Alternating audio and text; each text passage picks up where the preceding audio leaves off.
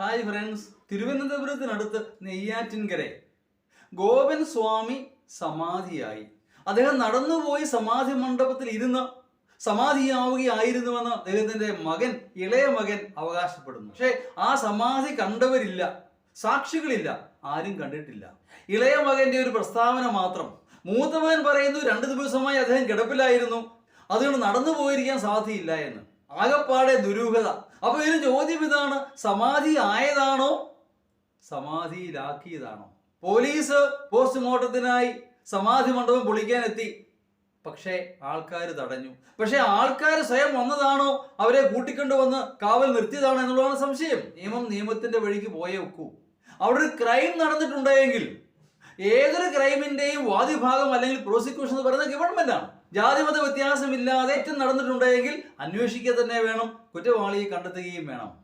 സമാധി മണ്ഡപം പൊളിക്കുന്നതിനെതിരെ അദ്ദേഹത്തിന്റെ വീട്ടുകാർ ഹൈക്കോടതിയിലെത്തി ഹർജിയുമായി. പക്ഷേ ഹൈക്കോടതി രൂക്ഷമായി വിമർശിക്കുന്നു. ഹൈക്കോടതി ചോദിച്ചു, ഡെത്ത് സർട്ടിഫിക്കറ്റ് ഉണ്ടോ? അസാധാരണമായി ഏത് മരണം നടന്നാലും അതിന് ഡെത്ത് സർട്ടിഫിക്കറ്റ് ഉണ്ടായിരിക്കണം. നിയമ നടപടിയുമായി മുൻപോട്ട് പോകുന്നതിൽ തടസ്സമില്ല എന്ന് ഹൈക്കോടതി വ്യക്തമാക്കുന്നു. എന്ന് പറഞ്ഞാൽ സമാധി മണ്ഡപം പൊളിക്കാമെന്നർത്ഥം. എനിക്കിപ്പോൾ ഓർമ്മ വരുന്നത്, പണ്ട് സതി എന്ന് പറയുന്ന ആചാരം എങ്ങനെയായിരുന്നു? പലപ്പോഴും ഭർത്താവ് മരിച്ചു ഭാര്യ ആത്മാഹൂതി ചെയ്യുന്നത് ഇഷ്ടമുണ്ടായിട്ടല്ല, അവിടുത്തെ യുവാക്കന്മാര് അവരെ പിടിച്ചു കെട്ടി ആ ചിതയിലേക്ക് വലിച്ചെറിയുകയായിരുന്നു. എന്നിട്ട് സതിയമാത കീ ചെയ്യുന്ന സിന്ദാബാദ് വിളിക്കും, അവിടുത്തെ അമ്പലം ഉണ്ടാക്കും, അമ്പലത്തിന് കാണിക്ക മണ്ഡപം ഉണ്ടാകും, പിരിവുണ്ടാകും, അവരൊക്കെ കാശുകാരാകും. നിർത്തലാക്കപ്പെട്ട ഒരു ആചാരം.